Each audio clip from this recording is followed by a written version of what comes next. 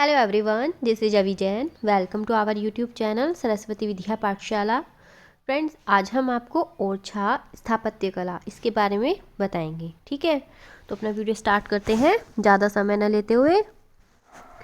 मध्य प्रदेश के बुंदेलखंड क्षेत्र के निवारी जिले में ठीक स्थित ओरछा शहर की, अब ये ओरछा कहाँ है? ओरछा जो है वो मध्य प्रदेश के बुंदेलखंड क्षेत्र के निवारी जिले में स्थित ओरछा शहर है। ठीक है, इसकी स्थापत्य शैली बुंदेल राजवंश द्वारा अपनाई गई वास्तुकला की एक विशिष्ट शैली है। तो मध्य प्रदेश के टीकमगढ़ जिले से, मध्य प्रदेश का एक टीकमगढ़ जिला है, उससे लगभग 80 किलोमीटर और उत्तर प्रदेश के झांसी जिले से लगभग 15 किलोमीटर की दूरी पर एक नदी है बेतवा नदी, उसके किनारे बसे इस शहर का निर्माण 16वीं शताब्दी में बुंदेल वंश के राजा रुद्र प्रताप सिंह द्वारा कराया गया था। अब क्वेश्चंस बन सकता है कि ओरछा शहर का निर्माण किस शताब्दी में हुआ? तो 16वीं में हुआ। और किस राजा के द्वारा कराया गया था इसका निर्माण? तो रुद्र प्रताप सिंह के द्वारा कराया गया था। ठीक है, और कौन सी नदी के किनारे है? बेतवा नदी के किनारे।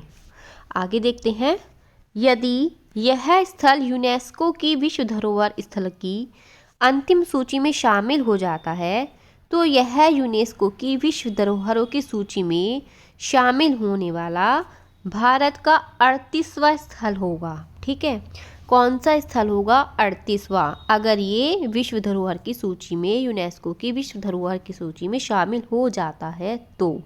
ठीक है ना। और यूनेस्को की इससे पहले की जो 37 सूची है उसमें भारतीय विरासत स्थलों में मध्य प्रदेश के 3 प्रसिद्ध ऐतिहासिक स्थल कौन कौन से हैं?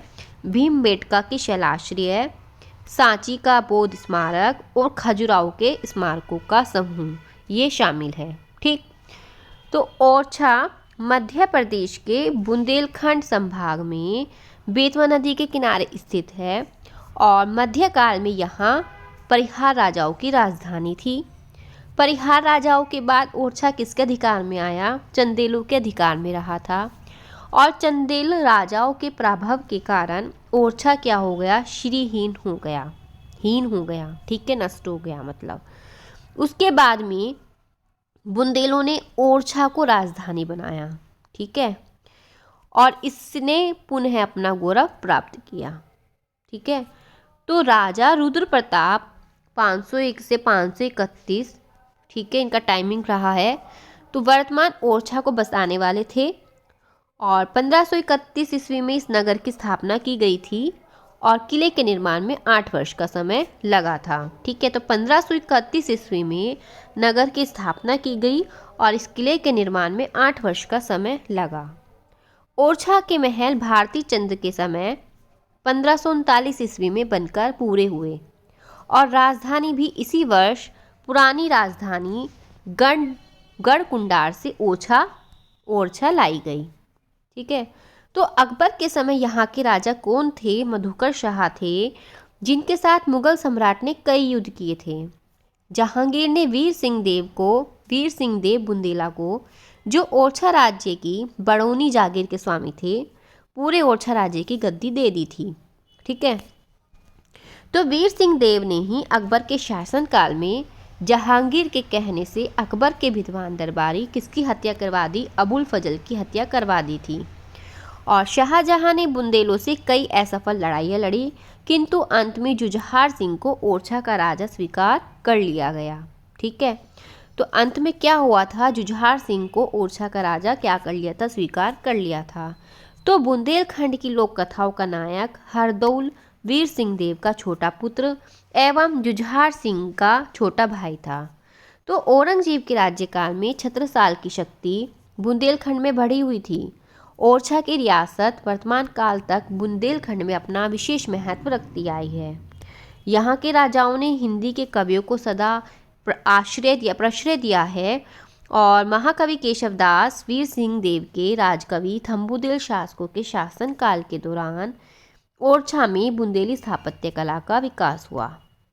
तो ओरछा वास्तुकला में बुंदेलखंडी और मुगल प्रभावों का क्या है, मिश्रण है। तो इन संरचनाओं की सराहना न केवल सुंदरता के लिए बल्कि कुशल वास्तुविद्या के लिए भी की जाती है।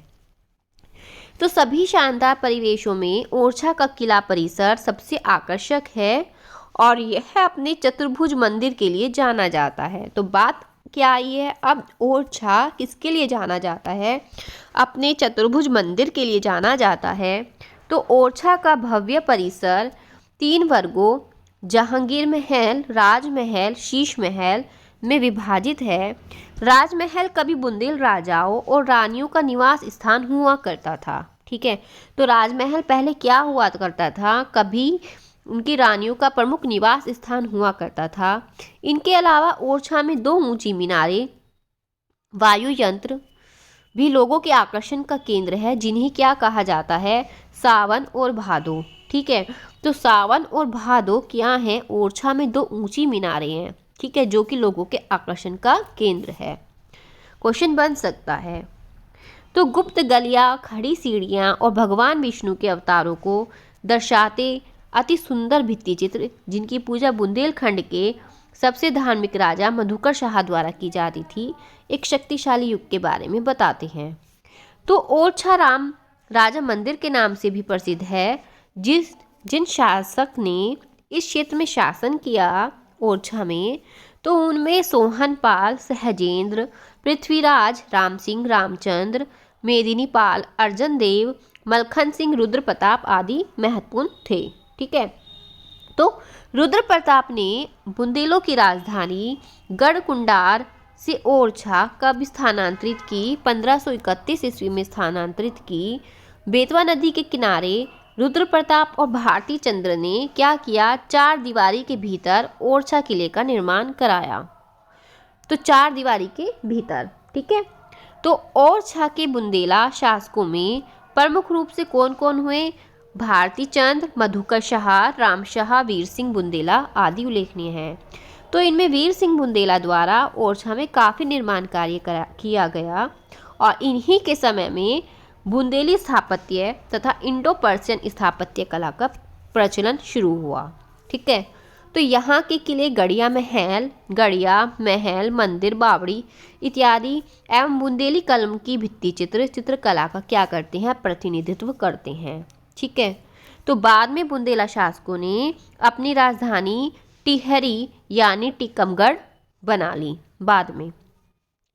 तो आसपास के क्षेत्र जिनमें टीकमगढ़, मोहनगढ़, लिघोरा, दिघोरा, आस्टोन, खरगापुर, बलदेवगढ़ आदि शामिल है, में विरासत भवनों का निर्माण किया। तो राम राजा की नगरी ओरछा को हम अयोध्या के राजा भगवान राम की नगरी के रूप में भी जानते हैं। जब रानी गणेश कुंवरी अयोध्या से राम राजा को लेकर ओरछा आई, तो भगवान राम के दिए गए 3 वचनों में से एक के अनुसार जिस एक जगह रानी कुंवरी द्वारा राम भगवान रखे गए, वहीं वे विराजमान हो गए और आज तक वहीं प्रतिष्ठित है। तो वही स्थान आज राम राजा मंदिर के नाम से विख्यात है। तो यहाँ पर देश विदेश से बहुत पर्यटक आते हैं, श्रद्धालु आते हैं। उनके अतिरिक्त स्थानीय क्षेत्रीय लोग लाखों की संख्या में इस राम राजा के दर्शन करते हैं। तो विशेष रूप से तीज त्योहारों के अवसरों पर, रामनवमी, जन्मोत्सव आदि पर्वों पर काफ़ी संख्या में लोग आते हैं और क्या करते हैं, बेतवा नदी में स्नान करके राम राजा की पूजा अर्चना करते हैं। तो यदि हम राम राजा के साथ ओरछा के 52 राज्य पुरातत्वीय संरक्षित स्मारकों के बारे में भी जानना चाहिए, तो उनमें भी कई ऐसे स्थापत्य हैं जिनको देखकर ऐसा लगता है कि हम बुंदेल नगरी में हैं। तो ओरछा में राजा महल, जहांगीर महल, राय परवीन महल है। तो वही मंदिरों में चतुर्भुज मंदिर और लक्ष्मी मंदिर भी अपनी स्थापत्य कला के लिए प्रसिद्ध हैं। तो राजा महल के बारे में बात करते हैं अब हम। राजा महल के निर्माण की नींव राजा रुद्र प्रताप ने सन 1531 में रखी थी, लेकिन इसका निर्माण कार्य उनके ज्येष्ठ पुत्र, सबसे बड़े पुत्र भारती चंद्र ने पूरा किया। तो इसके बाद उनके भाई एवं उत्तराधिकारी मधुकर शाह द्वारा कुछ परिवर्धन कर इसे अंतिम रूप भी प्रदान किया गया। और यह महल, कौन सा महल, राजा महल, 2 भागों में विभाजित है। आवास कक्षों के अतिरिक्त दीवाने खास और दीवाने आम इस महल के प्रमुख भाग हैं। इसमें सुंदर भित्ति चित्रों का आलेखन है और इन चित्रों की विषय वस्तु मुख्यतः किस पर आधारित है? श्री भगवद गीता के आधार पर कृष्ण लीला एवं रामायण की कथा है। तो इसके अतिरिक्त पौराणिक राग रागनियों के चित्र भी इसमें चित्रित हैं। तो ये हो गई राजा महल की बात। अब है जहांगीर महल। जहांगीर महल, इस महल का निर्माण जो है वीर सिंह देव द्वारा मुगल सम्राट जहांगीर के सम्मान में करवाया गया था। तो क्वेश्चन बन सकता है कि जहांगीर महल का निर्माण क्यों करवाया गया था और किसके द्वारा करवाया गया था? तो जहांगीर के सम्मान में ही करवाया गया था और वीर सिंह देव द्वारा इसका निर्माण किया गया था। तो प्रथम चरण का निर्माण 1606 ईस्वी में मुगल सम्राट जहांगीर के ओरछा आने के पहले ही पूरा हो चुका था। और द्वितीय तल के 8 वर्गाकार कक्ष, कितने वर्गाकार कक्ष? 8 वर्गाकार कक्ष, उनके ऊपर गुंबद और छतरियों का निर्माण कब हुआ? सन 1618 ईस्वी में हुआ।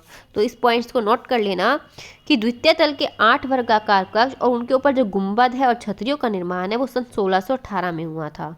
तो वर्गाकार योजना के इस महल में प्रत्येक कोने पर क्या बने हैं? बुर्ज बने हैं और उनके ऊपर क्या है? हाथियों की संरचना है। ठीक है, तो वर्गाकार योजना के इस महल में क्या है? प्रत्येक कोने पर बुर्ज हैं और बुर्ज के ऊपर क्या है? हाथियों की संरचना है। हिंडोला, तोरण द्वार, लटकती हुई पदम पंखुड़ी नुमा संरचना क्या है? राजपूत शैली के स्थापत्य के नमूने हैं। तो द्वितीय तल के गुंबदों एवं छतरियों की अलंकृत अष्टकोणीय एवं पदम संरचना किसके हैं? बुंदेली स्थापत्य के प्राथमिक उदाहरण है।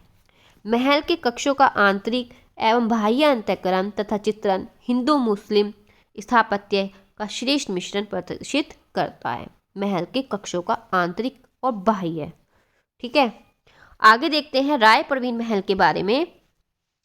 तो इस महल का निर्माण किसने करवाया था? ओरछा के महाराजा राम शाह के अनुज मतलब छोटे भाई एवं कार्यवाहक शासक इंद्रजीत सिंह ने अपने प्रेयसी राय प्रवीण के लिए कराया था।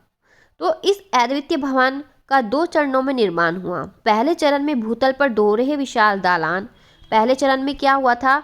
भूतल पर दोहरे विशाल दालान एवं दोनों ओर वर्गाकार कक्ष एवं प्रथम तल पर मेहराबदार द्वार युक्त बरामदा एवं कक्षों की संरचना है। तो यह भाग वास्तुगत विशेषताओं के आधार पर 16वीं शती के अंतिम दशक का प्रतीत होता है, जबकि महल का आगे का बरामदा एवं पूर्वी संरचना 17वीं शती की है। और इसी समय सुंदर उद्यान एवं आनंद मंडल बारादरी का निर्माण हुआ, जिसके उत्तरी झरोखे में राय प्रवीण कविता लिखा करती थी। ठीक है, कौन? राय प्रवीण। महल के शीर्ष भाग की संरचना, बाह्य अलंकरण एवं भित्ति चित्र किसके हैं? बुंदेली शैली के हैं। राय प्रवीण राजा इंद्रजीत सिंह की रंगशाला की प्रधान नर्तकी एवं महाकवि केशवदास की शिष्या थी। राय प्रवीण क्या थी? राजा इंद्रजीत सिंह की रंगशाला की तो नर्तकी थी, प्रधान नर्तकी थी राय प्रवीण, और महाकवि केशवदास की क्या थी? शिष्या थी। ठीक है, तो महाकवि केशवदास ने अपने कवि प्रिया ग्रंथ में राय प्रवीण के सौंदर्य की प्रशंसा की है। तो ये क्वेश्चंस भी बन सकता है कि राय प्रवीण की प्रशंसा किसने की है और अपने किस ग्रंथ में की है? तो कवि प्रिया नामक ग्रंथ में केशवदास ने उनके सौंदर्य की प्रशंसा की है। बात करते हैं अब चतुर्भुज मंदिर की। चतुर्भुज मंदिर ऐतिहासिक एवं पुरातत्वीय दृष्टि से बहुत महत्वपूर्ण है और इस मंदिर का निर्माण महाराज मधुकर शाह के द्वारा सन 1574 ईस्वी में शुरू कराया गया था, प्रारंभ कराया गया था। महारानी गणेश कुंवरी इस मंदिर में भगवान राम की मूर्ति स्थापित करना चाहती थी, लेकिन बुंदेलखंड के पश्चिमी भाग पर मुगलों के आक्रमण के समय हुए युद्ध में सन 1578 ईस्वी में राजकुमार होरल देव के मारे जाने के कारण मंदिर का निर्माण कार्य पूरा नहीं हो सका।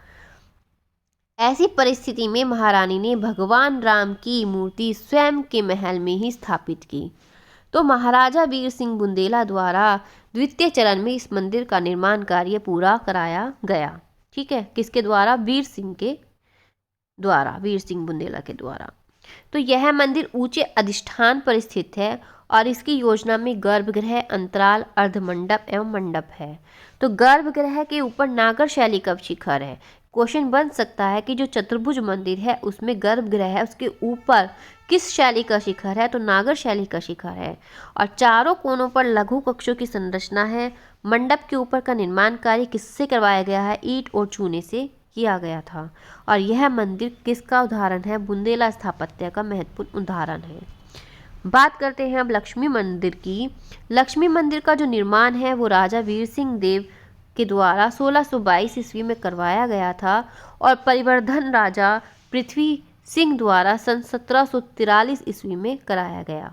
परिवर्धन, और इसका जो परिवर्धन कराया गया वो राजा पृथ्वी सिंह के द्वारा सन 1743 ईस्वी में करवाया गया। ठीक है। मंदिर एक वर्गाकार प्रांगण में आयताकार योजना में निर्मित है। प्रांगण कैसा है, वर्गाकार है, योजना कैसी है उसकी, आयताकार है।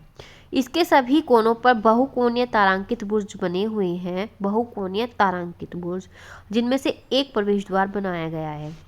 ईंटों से निर्मित स्मारक एक गड़ी जैसा प्रतीत होता है और इसका शिखर इसे मंदिर का रूप प्रदान करता है। मंदिर एवं चारों ओर के गलियारों की भित्तियों एवं भितानों पर सुंदर चित्र बने हुए हैं और इन चित्रों में रामायण श्रीमद् भागवत के कथानकों का दृश्य है। ठीक है। अब इन चित्रों की शैली 17वीं और 19वीं शती में विकसित बुंदेली शैली है। ठीक है। इन प्रमुख स्मारकों के अतिरिक्त ओरछा के अन्य महत्वपूर्ण स्मारकों में बेतवा नदी के पास छतरियां अपनी स्थापत्य कला के लिए महत्वपूर्ण हैं। इनमें मधुकर शाह, भारती चंद, वीर सिंह, सुजान सिंह आदि शासकों की छतरियां प्रमुख हैं।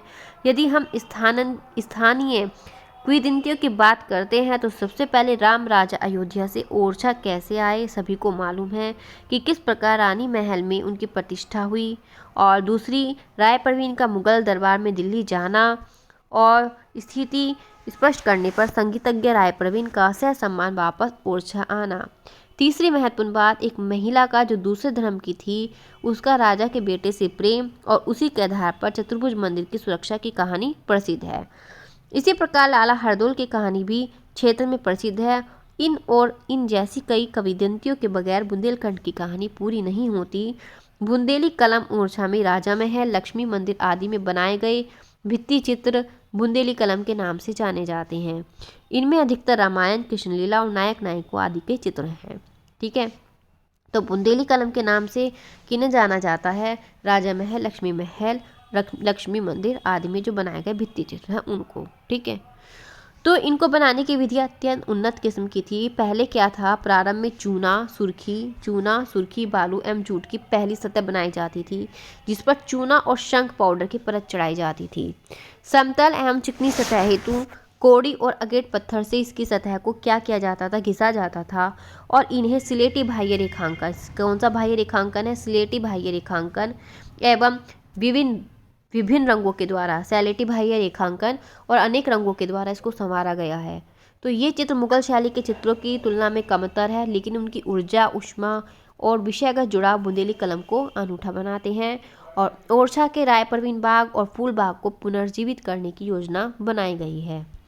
तो ओरछा की सांस्कृतिक धरोहर, महल एवं भवनों की स्थापत्य शैली बुंदेली कलम की दृष्टि से इसे यूनेस्को ने किस लिस्ट में शामिल किया है, टेंटेटिव लिस्ट में शामिल किया है। ठीक है। अभी टेंटेटिव लिस्ट है उसमें ही शामिल किया है, लेकिन वो अच्छे से इसमें हो सकता है जैसे मैंने आपको स्टार्टिंग में बताया था। ठीक है ना। तो ये ओरछा के बारे में था। इसको यूनेस्को की विश्व धरोहर की सूची में ये शामिल हो सकता है कुछ टाइम बाद। ठीक है। तो इसके बारे में पढ़ना, इससे रिलेटेड भी क्वेश्चंस एग्जाम में पूछे जा सकते हैं। ठीक है। चतुर्भुज मंदिर के बारे में तो मोस्टली पूछा जाता ही है, और जहांगीर महल के बारे में भी मैंने 1-2 क्वेश्चंस देखे हैं, और राजा महल वगैरह है, राम मंदिर वगैरह है, उनके बारे में आप देख लेना। ठीक है। तो अगर फ्रेंड आपको वीडियो अच्छा लगा है तो वीडियो को लाइक करना और ज़्यादा से ज़्यादा शेयर करना, और अगर कुछ भी बात होती है, कुछ भी पूछना हो आपको, तो आप डिस्क्रिप्शन बॉक्स में कमेंट बॉक्स में आप कमेंट करके पूछ सकते हैं, और लिंक मैं आपको सेंड कर दूंगी टेलीग्राम का, व्हाट्सएप का, डिस्क्रिप्शन बॉक्स में। आप वहां से उसको देख सकते हैं और लिंक पर जाकर उस पर ज्वाइन हो सकते हैं। ठीक है। तो वीडियो को लाइक करें, शेयर करें और मेरे चैनल को सब्सक्राइब करना बिल्कुल भी मत भूलें। Thank you very much.